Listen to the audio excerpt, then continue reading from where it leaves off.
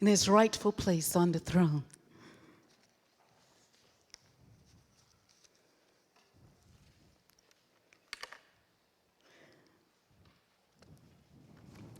This is faceted worship, like I mentioned. It's the fifth Shabbat of the month.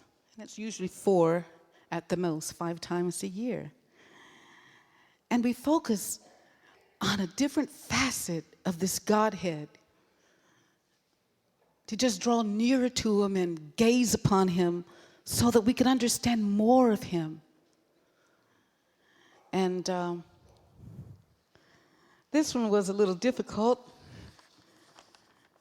but I'd like to open in prayer because it has nothing to do with me. It's all about our sweet Lord. It's just, as a vessel, it's hard to articulate him. He's so vast and wonderful. Father, you are deserving of the highest honor. And we thank you for your Son, our Savior, our Messiah.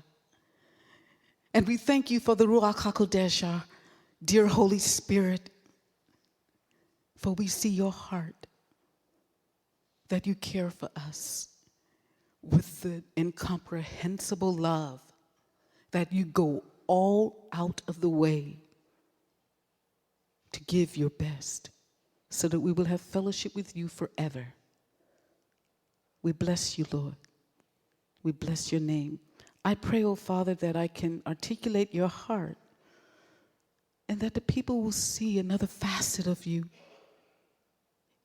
in the light of your glory. In Yeshua's name, amen. Are you a friend of God? Before you answer that, not every believer receives his friendship. The main verse is really John 15:15, even though the bulletin has it 13 through 15, which I will reference. But it says, "No longer do I call you servants, for the servant does not know what his master is doing. But I have called you friends, for all that I have heard from my Father I have made known to you." 25 years ago, my husband Gus, myself, and Jonathan and Julie and I was carrying Joseph, expecting him. From New York, we moved to Houston, Texas. Gus needed and committed to more education, so we upped and left. We had no medical benefits, no job, just faith. I had developed 2 cysts in the middle of my head shortly after I moved here, and 1 on the ear, the left ear. We had no insurance, no doctor, no money, living with my parents. My father spoke with his client and friend, Dr. Mervyn Klein, to look at the cyst. Although he was a pulmonary doctor, lung doctor, he agreed. He agreed to see me and examine it. And he said it was not to worry, it was a sebaceous cyst. He was a friend, one who was dear and loved, friend, philos in the Greek, dear and loved. Dr. Klein's family was at our brother's wedding and my dad's funeral and several Beth Yeshua functions, although he's not yet in the fold. He even asked my husband, Rabbi Gus, to bat mitzvah his daughter. A friend. Sometimes I would imagine myself just sitting at Yeshua's feet and just listening to him speak, enjoying Middle Eastern food, over good conversation, talking and learning about just who this Yeshua is, the King of the universe. Well, Mary, Martha, and Lazarus had that privilege. And it was Middle Eastern custom to sit at the feet of an esteemed guest. We've actually had them here, and when we'd have guest speakers for question and answer, I would see them sitting at the feet. And I thought, that is so true. Nowadays, we're just a little bit more formal. We visit at a distance. We have to make sure we call and set an appointment to visit friends weeks in advance, for the most part.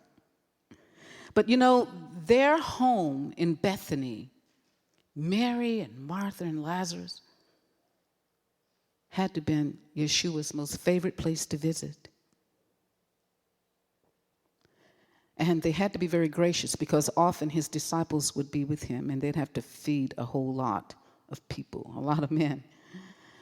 And just real quickly, we've had a relationship with the Arab Christian community and Beth Yeshua. We would have a fellowship. It's been some years now. We still support them. But when we would go to their oneg, their fellowship, I've never seen dishes so large. They're huge, filled with wonderful, delectable food. I mean, these are huge Middle Eastern dishes, and it's just awesome. So just to say that they definitely knew how to cook and to serve the guest. And you know, I wanted to go to Lazarus' grave. I've been to Israel only 3 times. I'm hankering to go again. But it was in 2002, while in Israel, in the middle of the Intifada. That's a holy war where buses were being blown up and everything.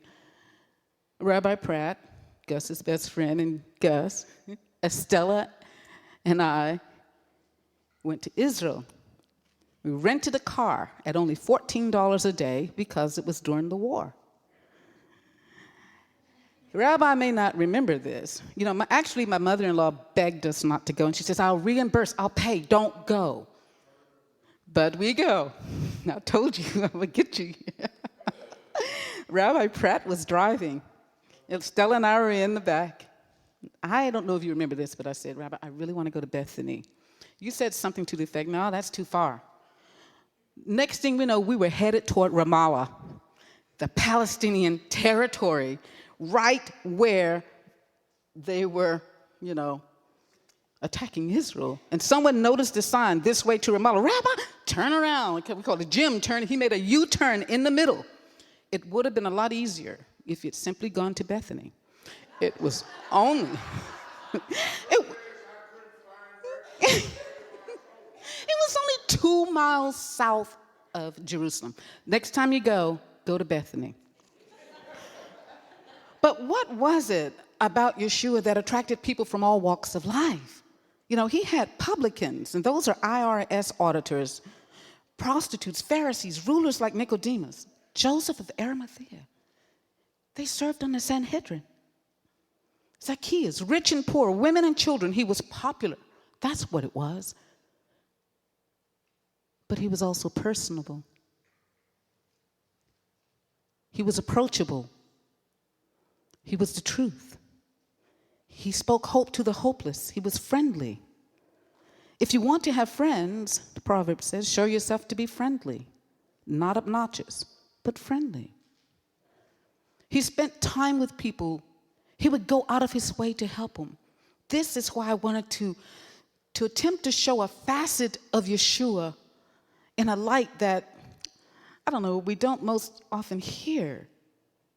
You know, after healing the man born blind, no one has ever healed a man born blind, except Yeshua did. And the man gave his testimony before the council, even brought in the parents to prove that he was born blind. He was kicked out of the temple, this man, subsequently. Well, he had never seen Yeshua. He just received his healing.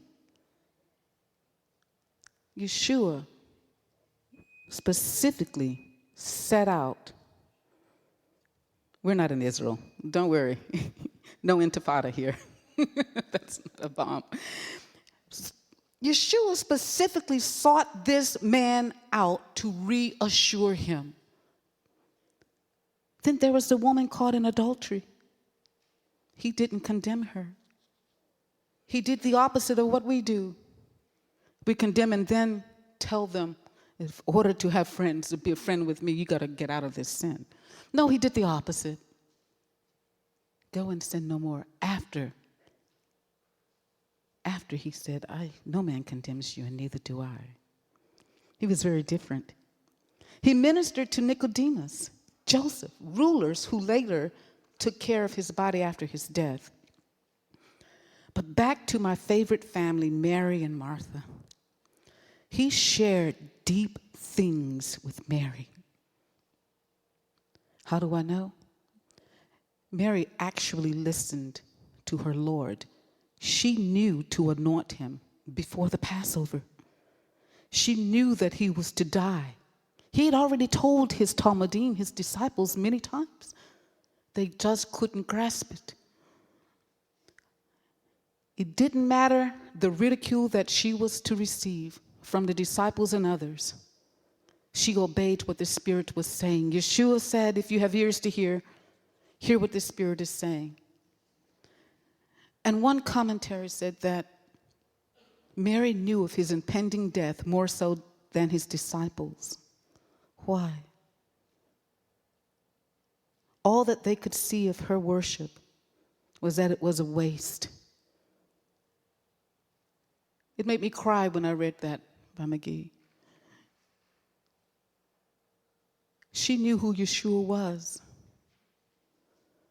She broke open that alabaster container and poured out that expensive nard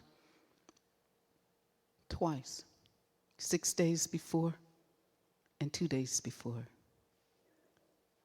at another person's house.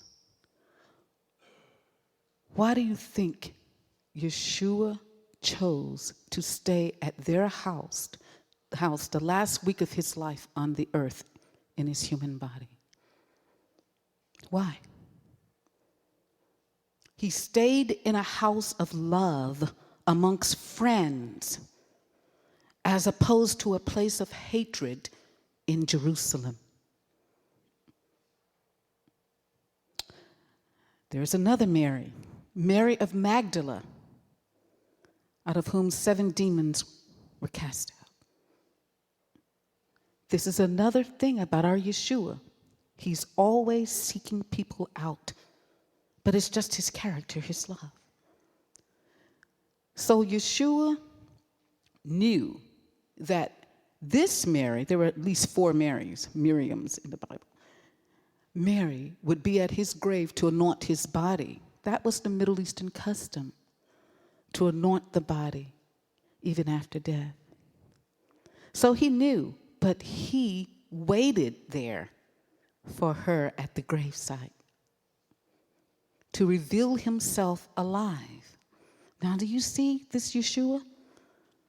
He's always seeking people, his own, to befriend them. Not every believer is a friend of God.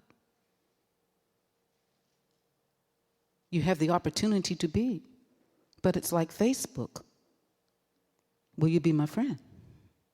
You have to accept. A true friend loves at all times.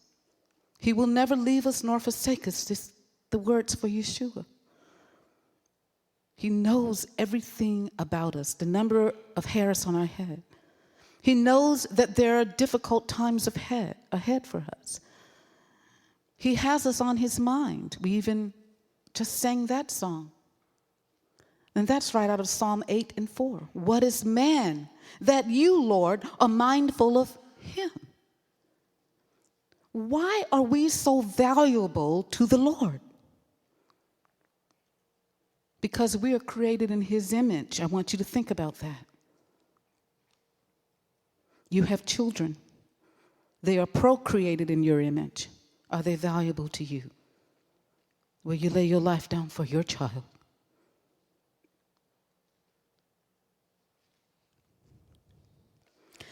Again, Luke 19, Yeshua was having another crowd. He was popular in the right way. And Zacchaeus was up in a tree trying to hide. He looked up. He was one of short stature, so he climbed the tree. And Yeshua, nothing escapes his eyes, says, "Come down, Zacchaeus, I will dine at your house tonight." I want you to think about this. Yeshua is looking for people to eat and fellowship with. Does it break your paradigm? He loves to eat. You're going to see this. Children were drawn to him. He was constantly interacting with people and inviting himself to dinner. He was inviting himself, guys. That's why he was accused of eating and drinking with publicans and wine bibbers. He was called a drunkard, Yeshua, and a glutton, not Yeshua. But that's what they called him because he was always looking to fellowship. And good fellowship has to be over good food. So I just have to put that down.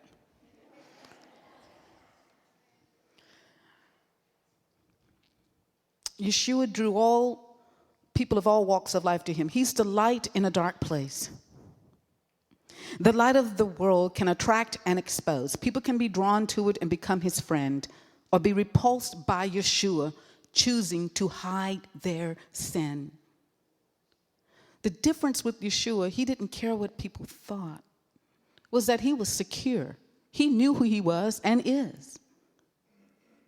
Do you know who you are in Yeshua? And if so, why are you not secure? Most people are insecure and inferior, and they shy away from the goodness or will not allow their minds to accept a perfect love that knows everything about you and yet still accepts us and is not repulsed by us. This is a facet of the Godhead. The Godhead, your creator, the king of the universe. Yet he sees you in a tree. Or Nathaniel, what he was doing. He knows what you're doing and your thoughts. But he says, I no longer call you servants. I will call you friend.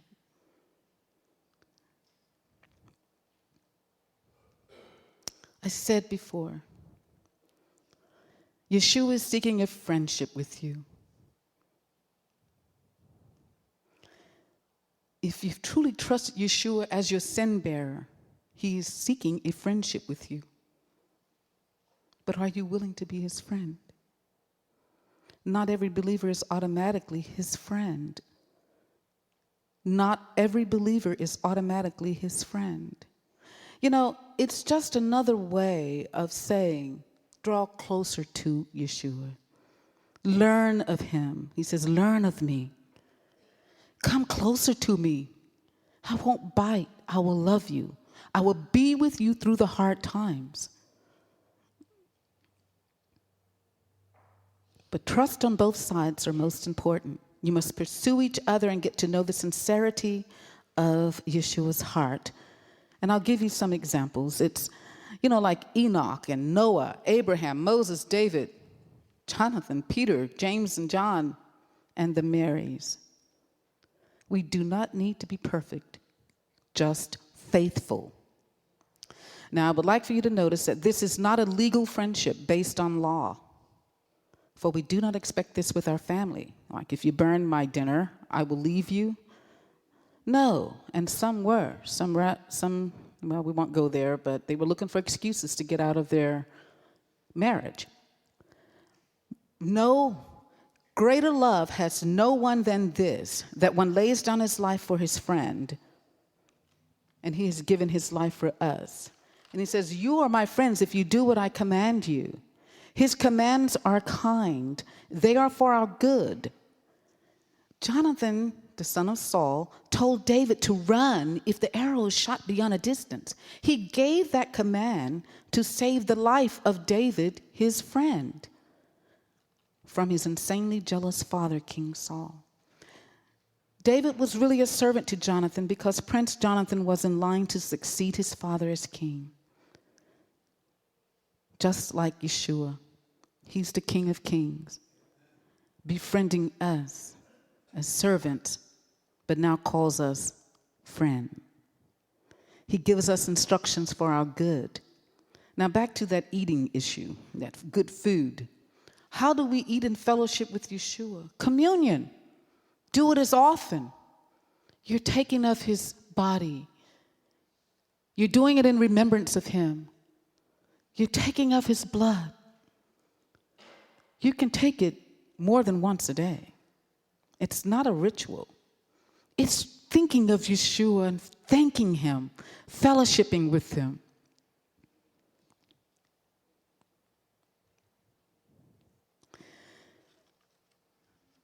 Yeshua, J. Vernon McGee said, Yeshua opened up his heart to us because we're dearly loved by him.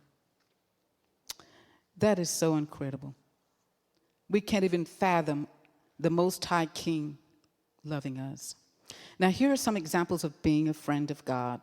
And I pray that you may identify with one of them at least. First, we have Enoch in Genesis 5:22. He walked with God. God truly enjoyed his fellowship so much that he took him to where he is. He fellowshiped with the Most High God. He's known as that first prophet. Jude 14 tells us, behold, the Lord cometh with 10,000s of his saints. This is prophesied by Enoch. We cannot hang around the Godhead and not let some of his greatness rub off on us, or his attributes, or his gifts. We all have gifts, but we must fellowship with him, be his friend, and then we'll become more aware of the gifting that he's placed on us and exercise them. Next, we have Abraham. Abraham believed God, and it was counted to him as righteousness, and he was called the friend of God. You know, Abraham grew up in a very pagan culture. His own father was an idol maker. They were having demonic sacrifice of babies to Nimrod. Nimrod was still alive. He was called out of his culture to obey God, to leave his home in Iraq, and to travel in faith wherever God would lead him. To be a friend of God is to trust and to do what he says and to eat with him. Did Abraham eat with Yeshua? Yes. Genesis 18. Yeshua and the two angels. And this is where he ate meat and cheese, beef and cheese. Genesis 18. Not rabbinical kosher, Yeshua kosher. The Lord said, shall I hide from Abraham that thing which I do, seeing that Abraham shall surely become great and a mighty nation, and all the nations of the earth shall be blessed in him, for I know him. He's the only two, Abraham and Isaiah were the only two that were privy to the conversation that the Lord had. But what is important is that he says, I know him. He knows you. He says, I know how Abraham, before he even had Isaac, will teach his children. He knows everything about us. Anyway, he was telling him that because he was getting ready to destroy Sodom. And why would that be important to Abraham? He could have destroyed it. Do any of you know why? Lot. Abraham's nephew Lot lived there. And he knew it would hurt him deeply if he was to destroy it and not let him know. He knows what hurts us. He knows what gives us joy. He's always there and available. He says, I'll never leave you nor forsake you. So the third one is Moses. Exodus 32, Moses had a very difficult job. He had to confront the people after that great sin with the golden calf. He even had to have brothers kill brothers. That's tough. But Moses did something. He said something as a friend of God. But if you, Lord, if you will forgive their sin, this great intercessory prayer, if not, please blot me out of your book that you have written. He loved God that much. He did not want his name to be marred. Paul did the same thing in Romans 9. Accursed and cut off from my Messiah for the sake of my brethren, he said. This is genuine friendship, willing to give their life for a friend. Moses used his friendship with the God of heaven to intercede on behalf of his people, and Yeshua listened. But Yeshua said, whoever has sinned against me, I will blot out of my book. Each one must come to the Father by Yeshua. Exodus 33, 9 through 11. Verse 11, thus the Lord used to speak to Moses face to face as a man speaks to his friend. Who is this Lord? This is Yeshua speaking. The Godhead is 3 in 1 with different roles, but one essence. Just like a man and a woman, one flesh. But there are offices. The male is the head, and the female is the neck. Can't turn that head without, no, I'm just teasing. The children of the body, you know. But they have different positions. I must move on. I mean, that's controversial. My personal opinion is that I don't believe God the Father has to leave the throne. Daniel 7 describes God the Father and God the Son and their visage, and they both look just alike. Hair as wool, the same eyes when he's being ushered in. He said it himself, if you've seen me, you've seen the Father. How much clearer can that be? And just for your interest, Rabbi said, are you sure you're going to say that? I said, yes. The song that Pat sang in Isaiah 6, I saw the Lord high and lifted up. John 12:41 speaks of that specific scene that Isaiah saw his glory, Yeshua's glory. Anyway, I'm going to close this up. Yeshua is longing for friendship. One who will trust and obey him. Number 2, one who will eat with him. You've got to realize he loves to eat. That's why there's a marriage supper of the Lamb. That's why he's always grilling fish for his disciples when they come. Do you notice that? Number 3, talk to Yeshua and enjoy him through conversation and prayer. And number 4, learn of him. He's the word. Think about him. Just trust him, obey him. I think Rabbi Peterson alluded to that. It's obedience. He says, you have to obey my commands if you really want to be my friend. But his commands are not legal, that he will not love you. Again, real quickly, John 4. Remember, he waited for the woman at the well. He spoke truth to her without condemnation. His heart was for her and the Samaritans to know him. He even told her, I have food you know not of, to his disciples when they came. He shared the bread of life, friendship. Luke 24, he appeared to the couple on Emmaus and he taught them, broke bread with them and blessed them. And then their eyes were open and he vanished. He tabernacles amongst us here at Beth Yeshua. In my mind's eye, from time to time, I see him come in. In my mind's eye, he will sit down and he will look around. Not condemning. Love. It's scriptural. He visits the churches, doesn't he? The ecclesia, the called out ones. He visits them. I believe we're going to fit in one of the 7. I pray it's Philadelphia. John 21. Children, have ye any meat? Yeshua waited for them after they went out fishing. And then John said to Peter, it is the Lord. Now, he had already had the fish on the grill. He says, bring me some of the fish that you've caught. You are my friends if you do what I command you. No longer do I call you servants, but I've called you friends. For all that I've heard from my Father I've made known to you. He's befriended Enoch, Abraham, Moses, you. Lastly, Revelation 3, and I'll ask this as your invitation. Behold, I stand at the door and knock. If anyone hears my voice and open the door, I will come in to you and eat with you, and you with me. He loves us. He wants to dine with us. Are you willing to be his friend? Let's stand. A very simple message, but one that I pray that you will take to heart. If you feel a tug of him knocking on your door, the door of your heart, Let him in. Let him in.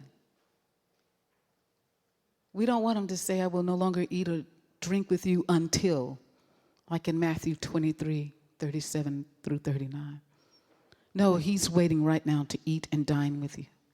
If you've never placed your faith in this wonderful Lord, a facet that he's always going amongst his people, he waits for you. He knows everything about you.